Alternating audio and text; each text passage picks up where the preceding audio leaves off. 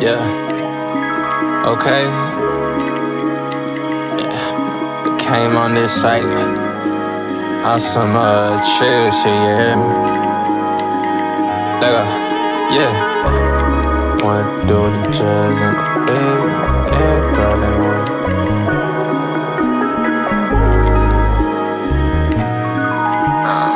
Babs, you just got the green light.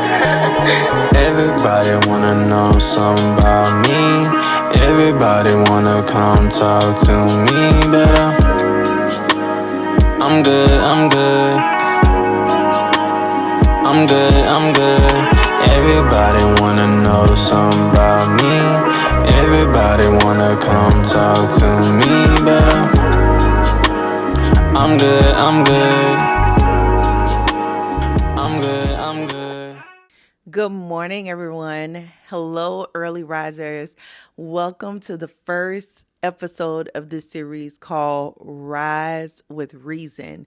I wanted to do this specific type of series where I just come on in the morning, talk to you guys, and just encourage you and give you motivation during the day. The next couple of months, we're 100 days out from our country possibly changing forever, and I just want to come on and give you guys some words of encouragement, help you with personal development early in the morning, and then in the evening we could recap the daily caca that happens in the world. So I just wanted to do something different here on my channel, just currently where I am mentally and physically, where I'm seeing that I want to grow, and I want to grow with you guys. Okay. So, with that being said, let's get into this episode where we're going to talk about how to deal with stress at your job in this political climate when you're dealing with people that want to argue with you at work about politics, child. Because we didn't go to work to argue about politics or to deal with attitudes, okay? So I'm going to break down my experiences in past elections, past situations on how I dealt with these things at my job and how you guys could be successful and also just be successful being stress free, but also protecting your jobs, child. Okay, so let's get into it. So, navigating political stress at work can be very trying at times. A lot of times, there is a lot of racism and discrimination that comes out from your coworkers that you may have been chummy with, that you may have felt that you guys are close with. And when you start to see their political two-face come out, and when I say two-face, meaning it could go both ways, right? You could have I've been in an environment where I've been with extremely, you know, strong Democrats and strong Republicans being in the same environment, and neither side was right because of the way they were acting and handling the situation. And where I'm from, the first major job I ever had in healthcare, just to give you guys a little bit background of my experience, I worked in healthcare for over 20 something years, mainly the field of radiology. So when I first started out in radiology, I had one entry level job, and then I ended up applying for another job that was like really my, breeding ground of like learning and gaining experience and just learning life. And at that particular employer, there was a zero tolerance for political, disagreements or talk or anything like that. I don't know what their current policy is now, but that's the way it was back then. So when I moved to Nevada and I started working in places like this, and we're dealing with the pandemic and different things like that, and you hear people who you've been working with for the last couple of months be cordial to each other, and then out of nowhere it just turns downright dirty and ugly. It can be very stressful to be in that type of environment. A lot of times when I'm in environments at work, I don't discuss my political views. That's no one's business. The only person's business it is when you go in that voting booth and you decide who you're going to vote for. It's not my job to sway people either way. Only thing I can do is when you bring something to me or you comment something in the comment section and you're leaving your opinion, then I'm going to leave my opinion, and we could debate back and forth and either agree on some things or agree to disagree. But when you're working at an employer, it can be extremely stressful when you're dealing with political stress at work. So, from my experience, like I said, I had a supervisor who was a extreme Democrat who really didn't have any basis for any arguments or debates. And then I had a coworker who was an extreme Republican, borderline racist with some of the things they would say. And so it was an extremely difficult environment to be in because you work with these people every day. It does not discredit their experience or their knowledge and how good they are, but it does make you scratch your head and question sometimes because these are individuals that are taking care of patients, okay? And that's where I feel the line should be drawn in every hospital. Now, with that being said, at this particular hospital, the CEO of the hospital, I don't know what his political views were, but that TV station, all the TV stations in the hospital were on Fox. Every single one. From the minute you walk in the building to you get to the break room, every TV, almost it was told to management to keep everything on Fox News. I remember when I first got hired there, we used to have HGTV playing. Usually any hospital I work in is usually on HGTV or the Food Network. But for whatever reason, at some point, it all changed to Fox News. And it was very exhausting and stressful, for lack of a better term, to come in and hear the rhetoric coming from the TV station when you're going to the break room, when you're going to the lunch room, to the cafeteria, and hearing all of this rhetoric there. And I just didn't understand, like, how can you work in a place and come in there and you're supposed to take care of patients, and some of your coworkers have such horrible views against different races to where you're thinking to yourself, like, how are they able to take care of patients? Because, like, are you really taking care of patients fairly? Are you really taking care of patients because you care about them?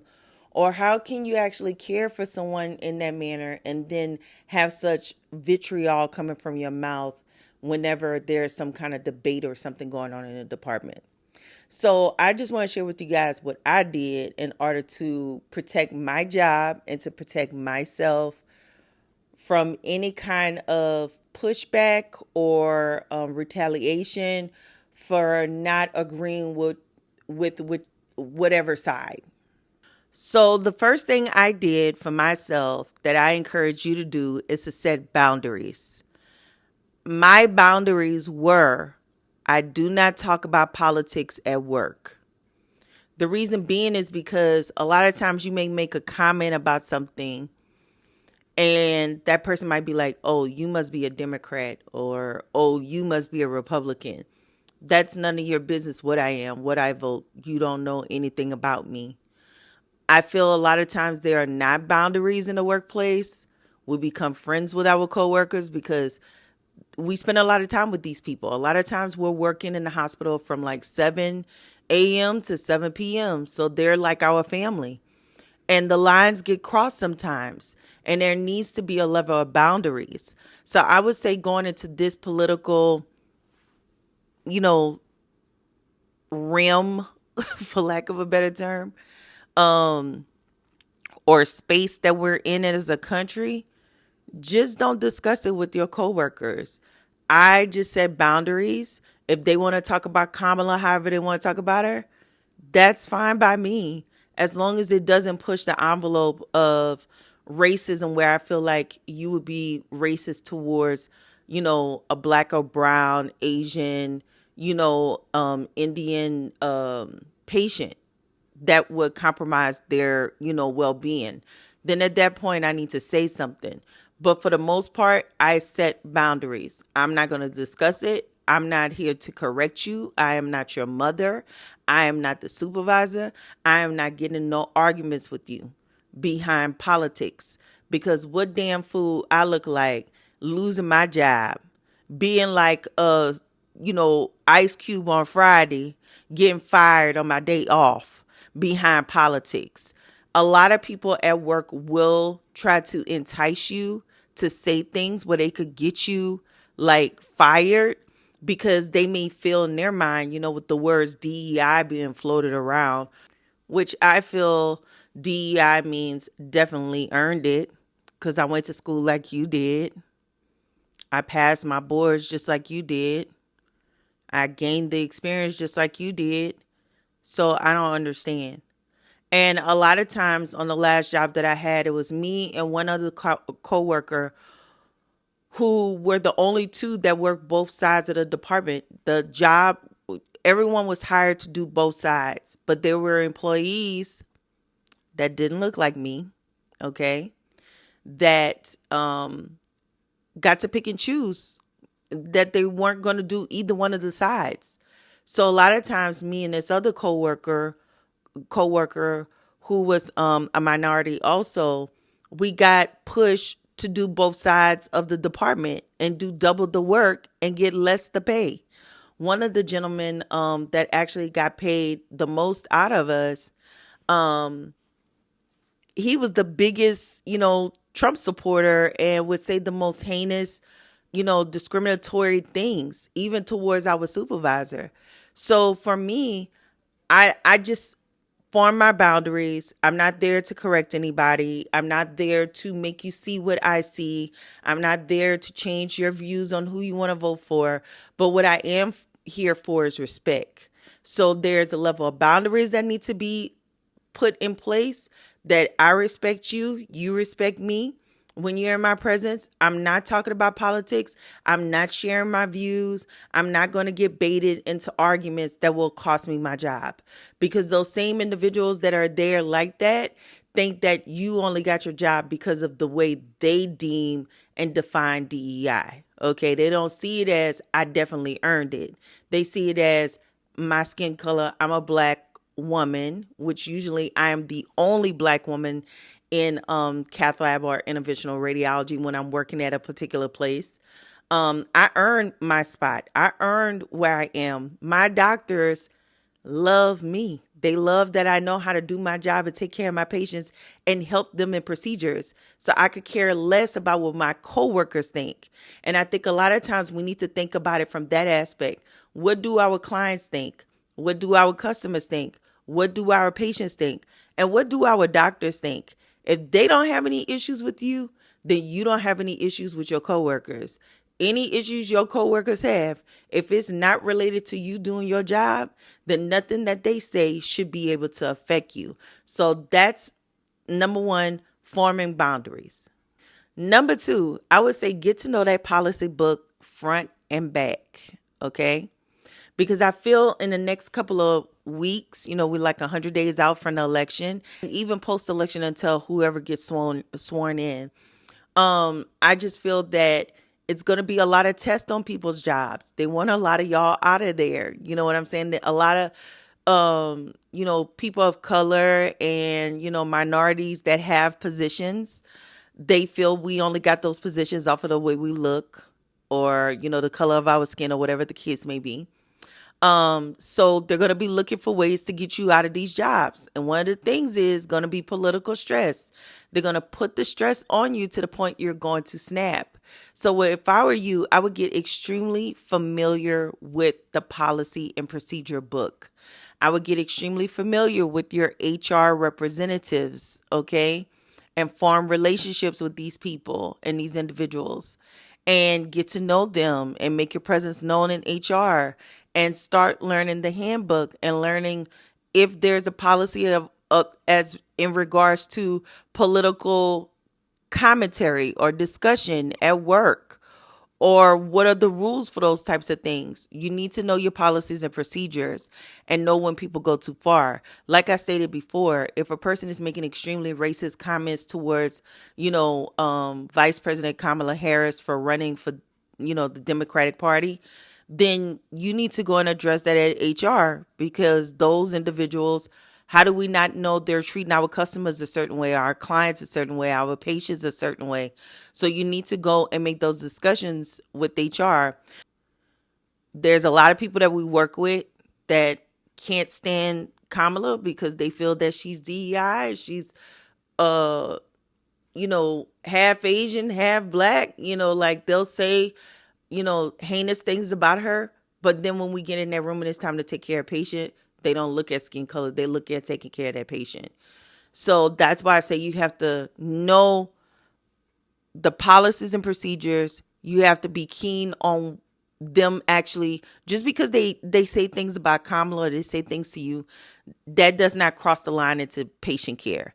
Now, if it gets to the point patient care where you see they're not taking care of patients, they're not taking care of clients or customers, they're being dismissive to these people, they're saying things about these people, then you go into step number 3.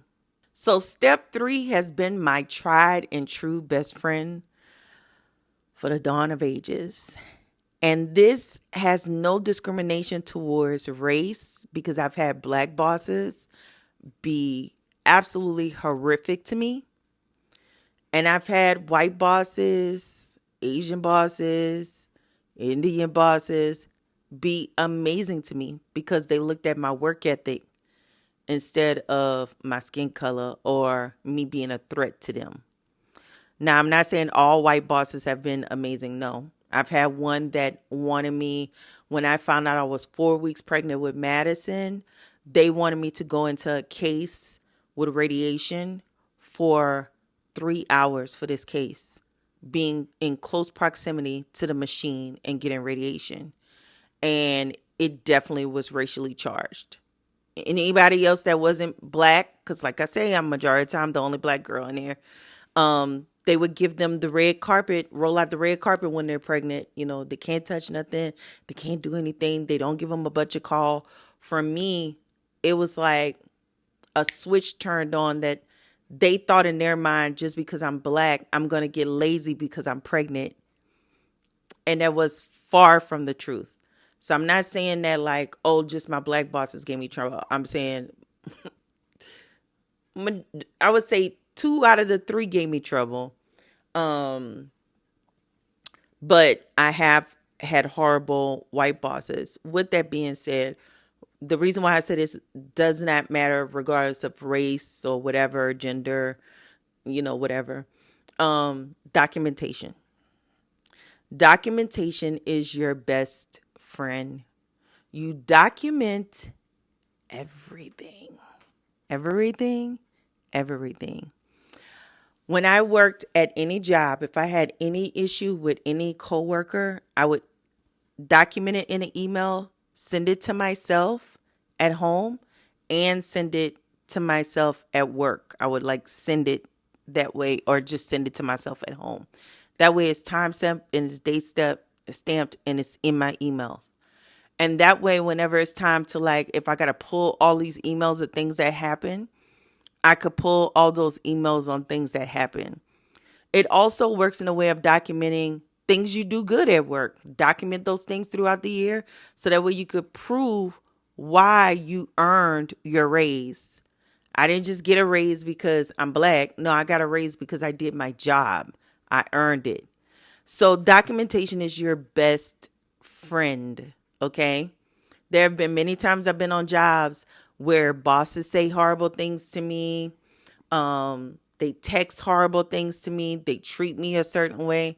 And I've always been protected by the documentation that I kept. Even if it was something as small as retaliating, like I had one boss who was retaliating against me at a job. And I'm not going to go into detail what happened, but let me tell you, it worked out in my favor. Like, it worked out tremendously in my favor. But I documented that I had left to go take a test to go to Hawaii.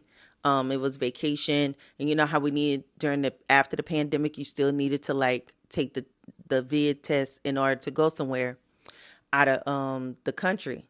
And so, of course, Hawaii is not out of the country, but they were requiring that for their small islands. And I had put in a time off request for me to go for 1 hour to take my test. And this boss was trying to catch me. She was trying to catch me to get me fired. And so I made sure that I made it back exactly within that hour. I think I needed to be back by 10 o'clock. By 9:59, I was at the clock clocking in. She sent someone, this was a black boss, she sent her white friend into the locker room to sit there and wait to see if I was going to be back at exactly 10 o'clock. And I went and I documented it because at that point you're retaliating against me. You're trying to catch me in some kind of situation, compromise situation, that you could find a loophole to get rid of me. So I documented that. I documented every single conversation, every single issue I had with this person, to the point I had a whole entire situation going on with HR.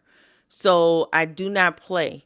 And I feel like some people might be like, oh, girl, well, don't tell people that because, other employers may be watching or other people might be watching. They don't want to hire you. No, it's not at a point of documenting just to find any and everything. Like, my name is not Charleston White, child. Okay. I'm not documenting stuff to like catch people. But if you do me good, there's no reason to document. If you do me bad and you're doing horrible things behind my back and you're trying to get me fired for certain things, then we got a problem. And that's the reason why I got to document. So I'm telling you guys during this time, document everything. Don't get lazy and be like, oh, I'm going to just document it tomorrow. You're going to forget, girl. Before you leave at the end of the day, document that in an email and send it to yourself at home. Send it to your home email. And that way you got a paper trail going of the things that has happened. And then once you get enough documentation, you feel like they coming for your job or you've had enough, take it to HR and let them handle it. And document when you went to HR and you reported about it. That way, if HR doesn't do anything about it and they still mess around and get you fired, you got all those emails you done sent to yourself at home as documentation. You don't have to worry about, oh, it's in my work email and I'm not able to send it. No, send all that to your house. That way you got documentation. And if need be, you could get a lawyer and take care of business. At the end of the day, this video is made to just keep you guys, focused on what the goal is. You need to seek, finding some type of positive outlet of, releasing the stress. If that means leaving out the building for an hour for lunch, taking your 15-minute breaks, because that is state law in most states for you to have your 15-minute breaks. Take your lunch. In healthcare, we only get a 30-minute lunch. Some places y'all get an hour lunch. Take that time to go outside. Take that time to disconnect from your coworkers. Learn how to set boundaries. Make sure you're getting your massages in throughout the month. Go and, join a class, a yoga class, or go for a walk every day when you make it home. Make sure you're meditating in the morning. Make sure you're watching me in the morning for some bit of encouragement so that way you can make it through the day. And most importantly, you guys, just pray. When it's getting difficult, go to the bathroom and pray. I've been in situations where I've worked with coworkers and they said some pretty horrible things about, people my color. I've worked in places where the doctors, I'm the only black now. The doctors will say, I need this particular stent. Well, sir, that stent is not FDA approved for that particular vessel that you're working on. It's only approved for these specific vessels. Now, that has to do with the mandate with Medicaid and Medicare. The doctors would look at each other and look at the nurses that I work with, nurses that I think are very cool with me, that I don't have any issues or problems. And they would say, thanks, Obamacare. And then the nurse and the doctor would start a whole discord about Obamacare and Obama. And I was like, I never knew it to be Obamacare. I knew it to be the Affordable Care Act. And then a lot of times they don't understand that those things are in place because Medicaid, Medicare, whichever one it is, Medicaid, they don't offer that anymore to just anybody that is in need of, health insurance. Like if you're a mom without insurance and you need to deliver a baby. In Houston, Texas, they'll tell you either go get a gold card or go and check the Affordable Health Care Act to see if you could get some kind of assistance that way. It used to be you would get emergency Medicaid. So now that's not a thing anymore. And I know that firsthand from when I was pregnant with Madison and we were without insurance for a couple of months. and I was denied Medicaid, denied WIC. So at the end of the day, um, these individuals will come to test you. Just with the woman just last week that I did not watch the video. I'm not interested in seeing it. But the Massey lady, that particular situation, them people gonna come to work and say the most heinous things, you guys. During Trayvon Martin, I heard some of the most heinous things out of my coworkers, that these are individuals that are taking care of Black patients, Hispanic patients, Asian patients, Indian patients, minorities in general. And you be looking at them like, what is wrong with you? I don't even trust you to touch me to do anything. So at the end of the day, protect your peace. Protect your peace. Even if it means getting a therapist, protect your peace. Okay? By all means, because protecting your peace is protecting your job. And in this social climate, you guys, they are offloading minorities by the second, utilizing that DEI to get rid of a lot of people. There are not any jobs out there right now, despite what the news is saying. They're getting ready to replace a lot of people in the workforce. I saw they're getting ready to replace truck drivers with electric trucks that drive themselves, automated trucks. So at the end of the day, you guys, life is changing. And this is not the time to act up and do all the things that people say in rap songs. Okay? This is the time to make sure you stay vigilant, that you document, that you protect yourself, and you protect your peace. Because protecting your peace is protecting your family and keeping food on the table, clothes on your back, school's getting ready to start, children need school supplies, clothes for going back to school, you need your car, you need your lights on, you need food. This ain't the time to be like arguing people, and not even people arguing idiots about trying to defend Kamala Harris or arguing people about Trump. Okay? This is not the time. This is time for us to come together and understand what the issues are in this country and how we could work together to make these things happen. For us to have our freedom and be able to work together in peace. Okay? With that being said, comment down below and let me know what you think. Remember to tune in at 4 p.m. Pacific Standard Time this evening for our next video of the Daily Caca. And I will see you guys in the next broadcast. Talk to you later. Bye.